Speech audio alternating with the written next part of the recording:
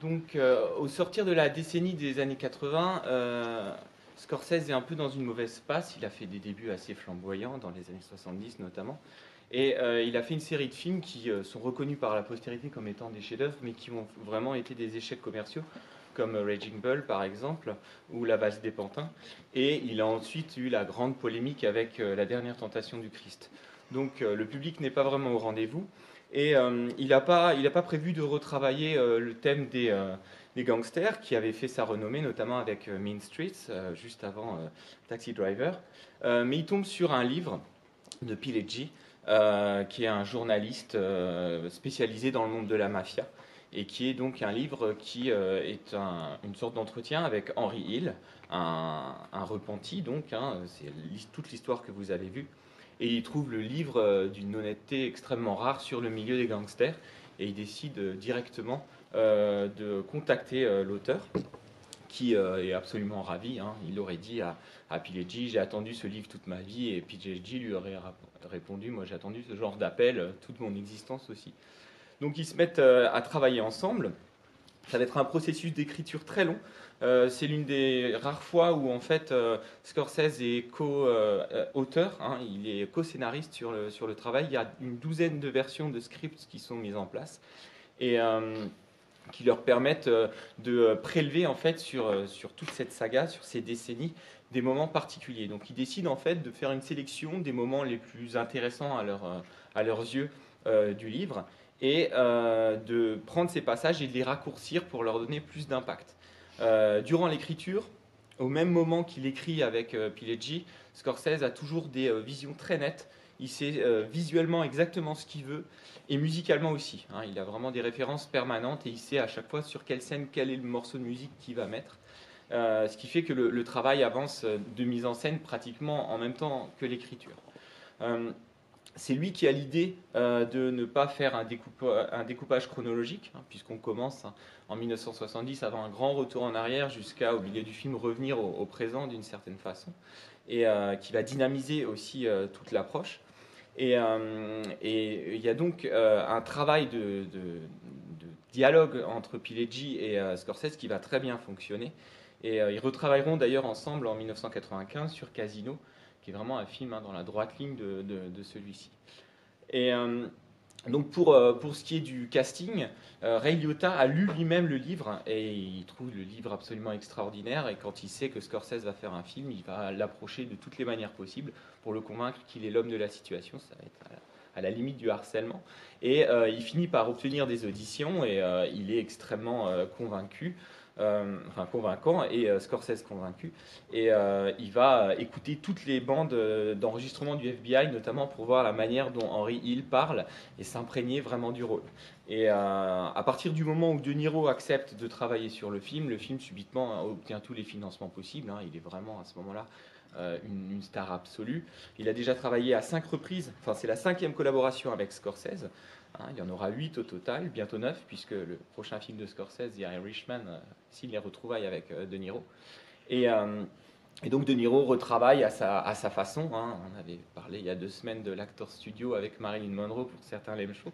C'est la même école pour De Niro, donc une immersion totale dans le rôle, hein. Il prend contact avec Henry Hill, l'appelle des fois jusqu'à 7 fois par jour pour savoir comment le personnage qu'il incarne tenait sa cigarette, parlait, etc. Et il exige aussi, par exemple, sur le tournage, d'avoir de réels dollars et pas des faux. Et donc il y a des liasses qui sont déposées par la production jusqu'à 5000 dollars sur une seule scène, ce qui évidemment rend le tournage un peu plus compliqué, puisque personne n'a le droit de quitter le plateau avant qu'ils aient recompté tout l'argent. Et, euh, et donc c'est un travail qui fonctionne très bien, et l'alchimie fonctionne très bien. Et il y a aussi évidemment Joe Pesci, hein, qui arrive là dans cet univers, et qui va faire une performance assez mémorable. Euh, le travail de Scorsese avec ses acteurs est une discussion constante. Il parle avec eux en permanence pour laisser surgir des choses, des comportements, des attitudes, et donner le sentiment en fait aux comédiens que c'est eux qui écrivent un petit peu leur rôle. Et pour un très grand nombre de scènes, il y a un principe d'improvisation qui est mis en place. La plupart du temps, ce qui se passe, c'est que les improvisations sont faites sur une situation, et à partir de ce que Scorsese a vu et qui l'intéresse, il écrit un script qui ensuite deviendra vraiment gravé dans le marbre. C'est par exemple le cas dans la fameuse scène où le personnage de Joe Pesci demande à l'autre pourquoi il le trouve drôle. C'est en fait quelque chose qui est arrivé au comédien Joe Pesci quand il était plus jeune et qui fréquentait justement la mafia locale. Il s'est retrouvé face à un caïd à qui il a osé malheureusement lui dire qu'il était drôle. Donc il rebrode là-dessus et ils mettent en place toute cette scène de manière improvisée. Et ensuite, Scorsese écrit le script. Pareil pour la scène avec la mère, la scène du repas. Qui là aussi a été totalement improvisée. Et donc on a une série comme ça de scènes qui sont en fait des situations de départ. Par exemple la scène où il abat Spider. La seule ligne dans le script qu'il y a, c'est Why don't you go fuck yourself? Et ensuite, on voit ce que ça donne. Et une scène qui fonctionne parfaitement bien. Et d'ailleurs, le comédien, qu'on retrouve après dans Les Sopranos, Michael Imperioli, lorsqu'il tombe, lorsqu'il se fait abattre, il s'est en fait gravement ouvert la main avec un verre brisé. Et ils ont dû l'amener d'urgence à l'hôpital. Le problème, c'est qu'à l'hôpital, comme il avait des impacts de balles dans la poitrine, ils ont cru qu'il était beaucoup plus gravement blessé que ça. Et ça a été un peu son entrée dans le cinéma. Donc cette alchimie entre comédien et réalisateur fonctionne parfaitement, et c'est vrai qu'on en voit largement le résultat. Il y a aussi des membres de la famille de Scorsese qui sont là. C'est la mère de Scorsese, la mère de Joe Pesci dans le film. Donc c'est elle qui donne le couteau, etc., et qui fait ces fameuses peintures. Et il y a aussi des vrais trognes du milieu mafioso italien-américain, dont certains ont fini par finir en prison, des policiers corrompus, etc. Donc il y a toute une communauté. Il faut dire que Scorsese a connu en fait ce monde-là. Il l'a croisé, il l'a regardé. C'est quelque chose qu'il a vraiment vu dans le Little Italy des années 50 à New York, où était d'ailleurs aussi De Niro. Ils ne se côtoyaient pas vraiment, mais ils habitaient à peu près au même endroit. Et donc il y a aussi une part autobiographique dans l'œuvre qui explique aussi justement qu'il soit tellement, que ce soit tellement incarné, si vous voulez. Le film, donc, le tournage se passe sans encombre. Il y a un grand travail aussi évidemment avec la bande son. Toute la séquence où on voit par exemple le van à glace qui s'ouvre, le van réfrigéré, la musique Leila a été diffusée pendant le tournage pour qu'il y ait une synchronisation parfaite entre la musique et l'image. Il y a quelques scènes comme ça. Et il y a ensuite évidemment le travail du montage avec Selma Schoonmaker, qui est vraiment la monteuse attitrée. Elle a fait la totalité de la filmographie de Scorsese. Et elle explique que sur ce travail-là, elle a eu une seule scène à couper, que tout était parfaitement écrit, et qu'au niveau du rythme, il y avait absolument pas de déchets. C'était vraiment, l'équilibre avait été totalement trouvé, ce qui explique aussi la 12e de version de script existante. Elle a quand même dû retourner à la table de montage à un moment, puisque le film, la première fois qu'il est montré aux commissions, est classé X, donc la classification la plus dure aux États-Unis, à cause de la scène où le personnage, donc Tommy DeVito de Joe Pesci, se fait assassiner. On voyait réellement son visage exploser, comme il l'explique ensuite dans la voix off. Donc ils ont dû couper un petit peu de manière à avoir la classification en dessous, qui est la classification R. Ils décident de ne pas faire d'avant-première, de projection test, pardon, ce qu'on fait beaucoup aux États-Unis, parce que Scorsese a évidemment, il imagine bien quels seront les retours, et effectivement, les premières et les avant-premières se passent assez mal. Il y a une certaine crispation par rapport à l'extrême violence du film. Et Warner décide d'ailleurs de le sortir sur un circuit de 1000 salles au lieu des 2000 initialement prévus.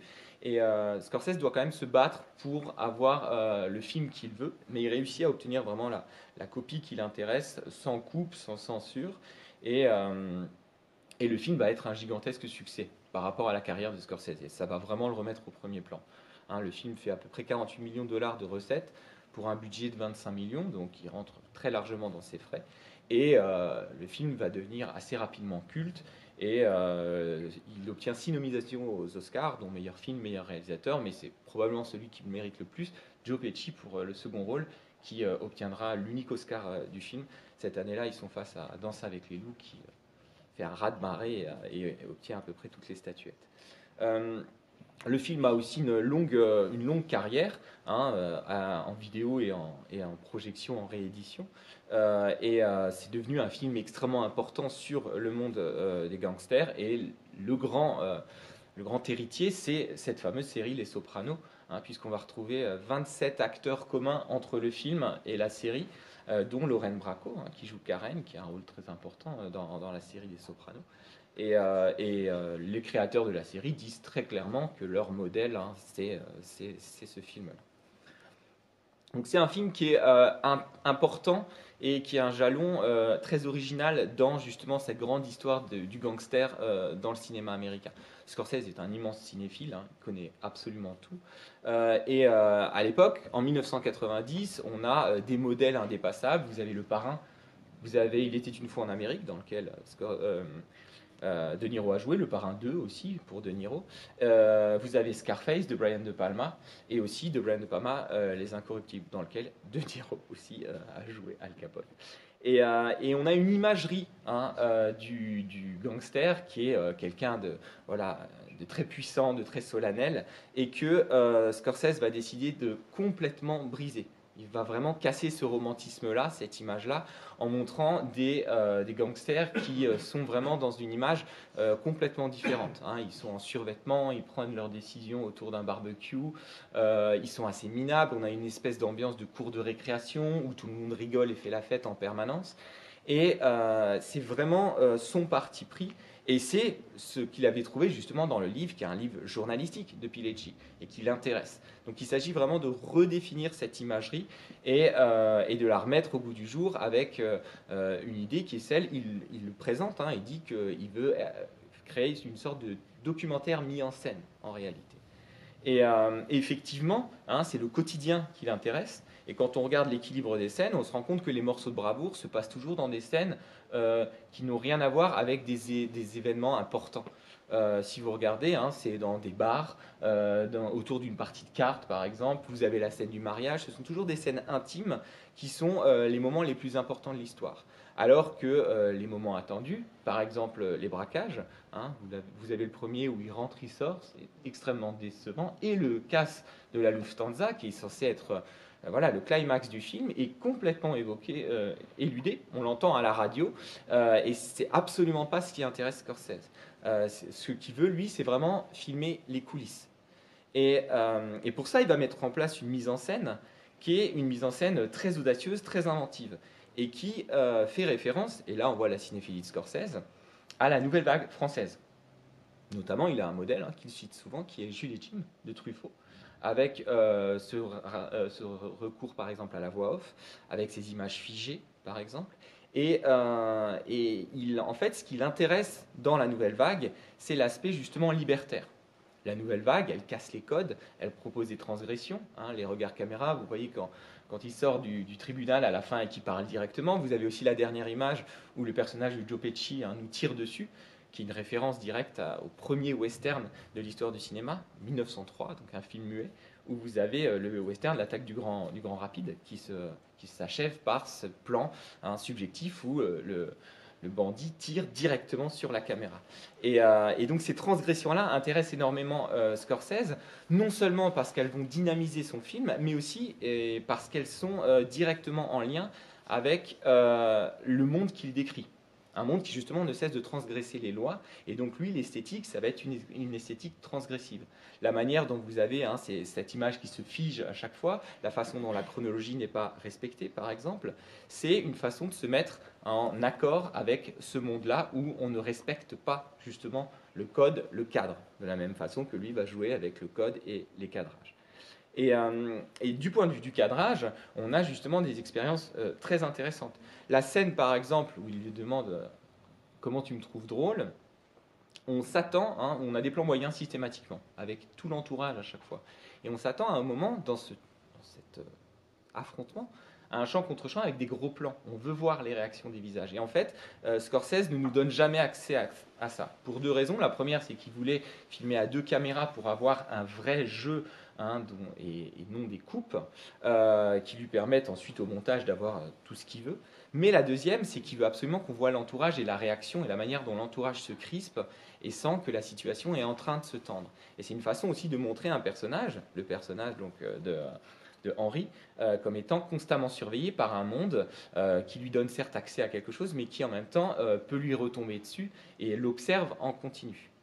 Et si on regarde aussi, d'une façon générale, l'échelle des plans dans le film, vous n'avez jamais de plan d'ensemble qui montrerait une grande ville, qui montrerait, comme ce sera le cas dans le Casino par exemple.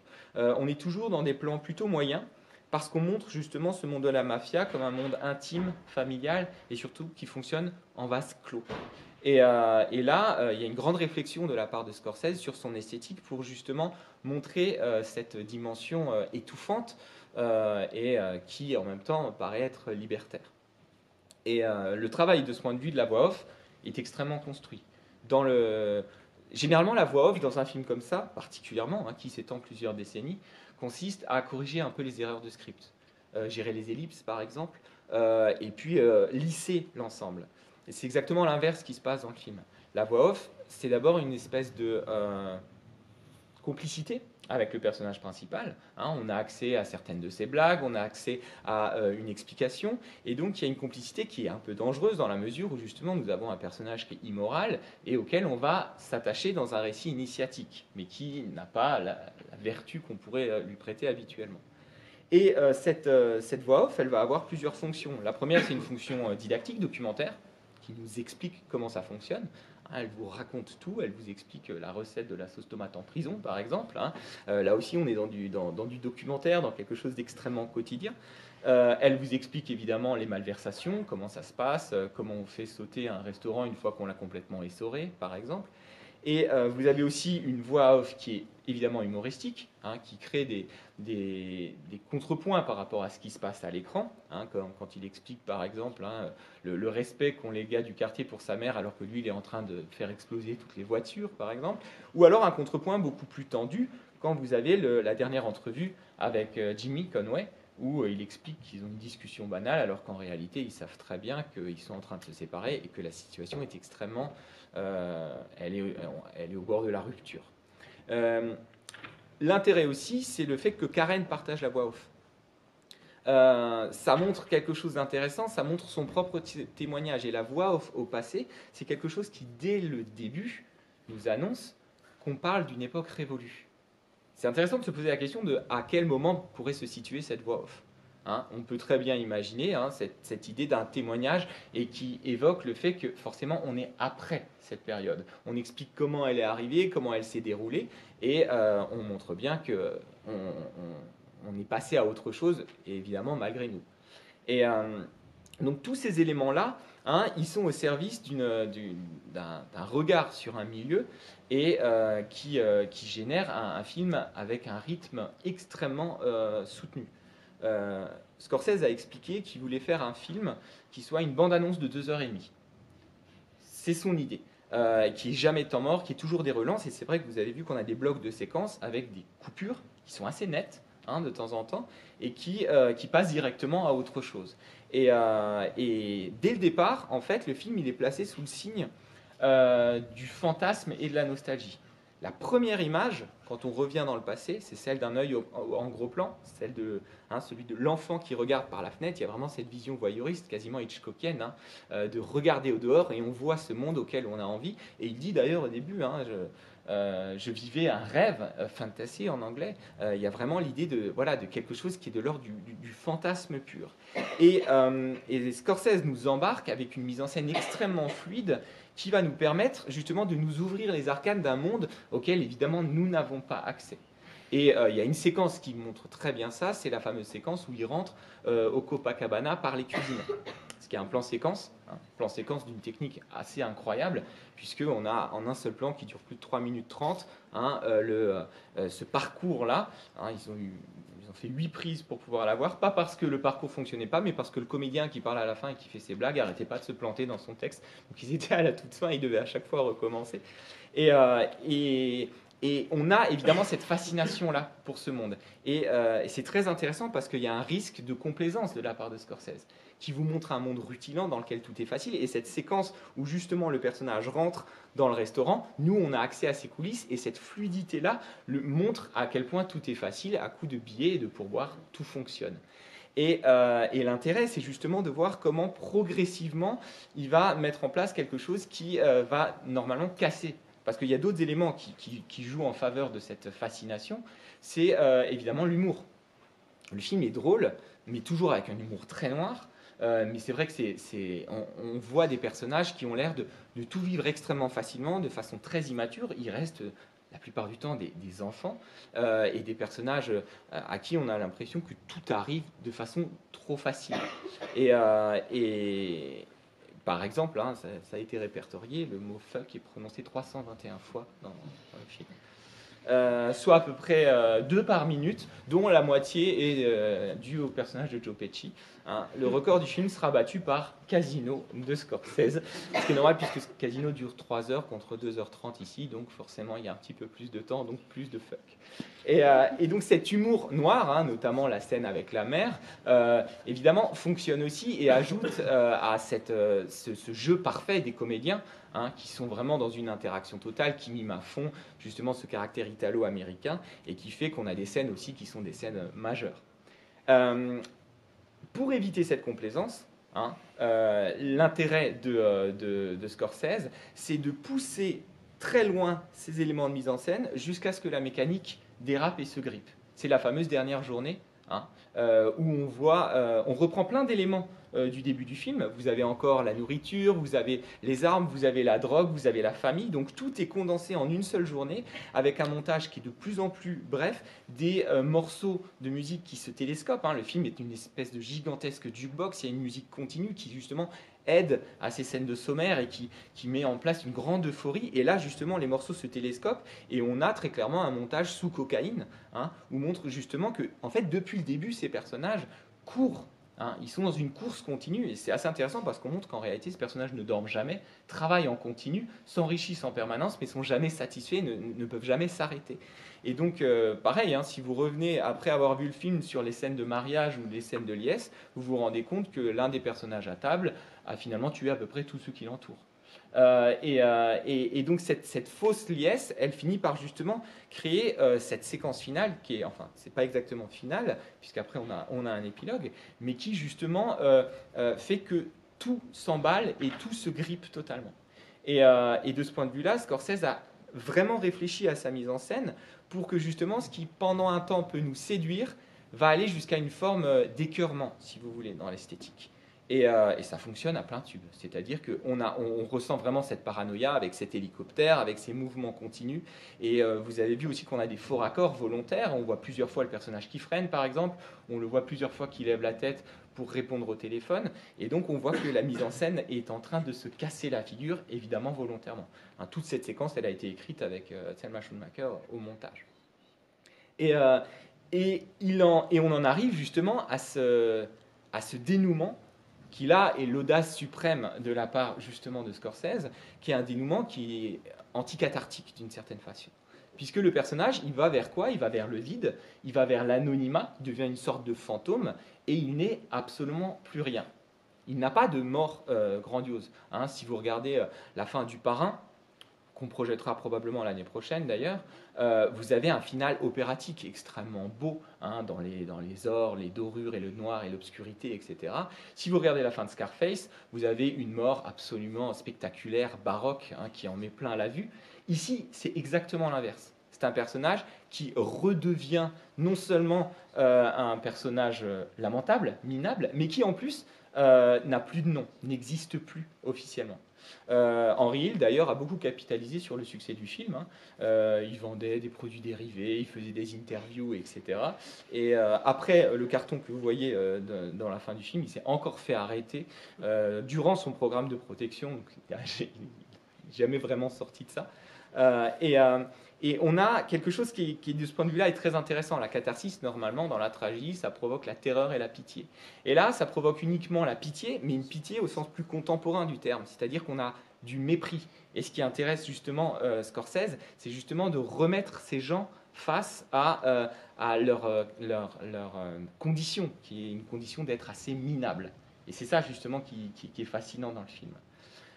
Dernière petite chose, quand Pauly se fait arrêter, hein, il dit une phrase, il dit « Pourquoi vous n'allez pas prendre les vrais escrocs à Wall Street ?» Phrase extrêmement intéressante et prophétique. On est en 1990, 23 ans plus tard, Scorsese tournera Le Loup de Wall Street, qui est vraiment fait exactement sur ce modèle, hein, à savoir voix off, 3 heures, une grande saga sur plusieurs décennies, et les dérives justement de quelqu'un qui est cette fois le nouveau mafioso, c'est celui évidemment de la finance. Merci de votre attention.